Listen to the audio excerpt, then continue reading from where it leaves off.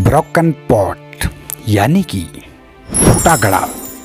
दोस्तों, आज मैं आपके लिए लेकर आया हूँ एक और नई इंटरेस्टिंग मोरल स्टोरी जो कि एक ब्रोकन पॉट की है।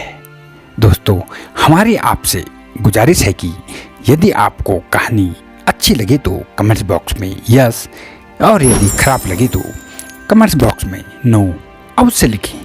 हमें आपके कमेंट्स का इंतज़ार रहेगा।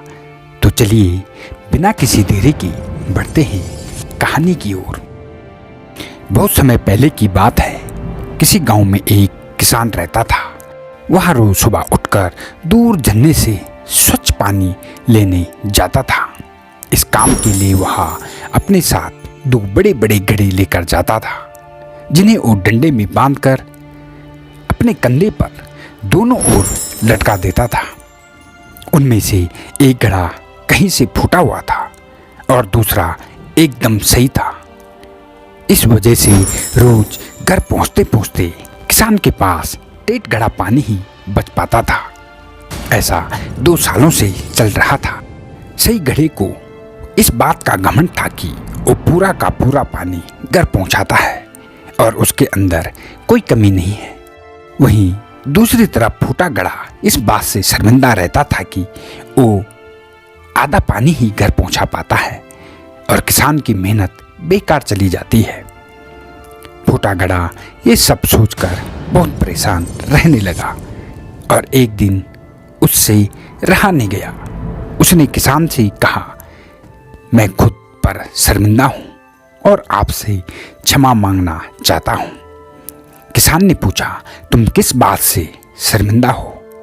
तभी फूटे घड़े ने जवाब दिया, शायद आप नहीं जानते, पर मैं एक जगह से फूटा हुआ हूँ और पिछले 2 सालों से मुझे जितना पानी घर पहुँचाना चाहिए था बस उसका आधा ही पहुँचा पाता हूँ।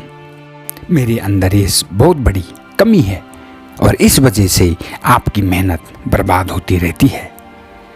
किसान को घड़े की बात सुनकर बहुत दुख हुआ और वह बोला, कोई बात नहीं, मैं चाहता हूँ कि आज लौटते वक्त तुम रास्ते में पड़ने वाले सुंदर फूलों को देखो। घड़े ने वैसे ही किया। वह रास्ते भर सुंदर फूलों को देखता आया। ऐसा करने से उसकी उदासी कुछ दूर हुई, पर घर पहुँचते पहुँचते फिर उसके अंदर से आधा पानी गिर चुका था। वो मायूस हो गया और किसान से क्षमा मांगने लगा। तभी किसान फूटे घड़े से बोला, शायद तुमने ध्यान नहीं दिया, पूरे रास्ते में जितने भी फूल थे वो सब तुम्हारी तरफ ही थे। सही घड़े की तरफ एक भी फूल नहीं था। ऐसा इसलिए क्योंकि मैं हमेशा से तुम्हारे अंदर की कमी को जानता था और मैंने उसका लाभ उठाया। मैंने तुम्हारे तरफ वाले रास्ते पर रंग बिरंगे फूलों के बीज बो दिए थे। तुम रोज थोड़ा थोड़ा करके उन्हें सींचते रहे और पूरे रास्ते को इतना खूबसूरत बना दिया। आज तुम्हारी वजह से ही मैं इन फूलों को भगवान को अर्पित कर पाता हूँ और अपना घर सुंदर बना पाता हूँ। तुम ही सोचो, अगर तुम जैसे हो वैसे नहीं होते तो भला क्या ये सब कुछ हो पाता। दोस्तों, ऐसी इंटरेस्टिंग मोरल स्टोरी सुनने के लिए आप हमारे चैनल को लाइक, शेयर और सब्सक्राइब अवश्य करें।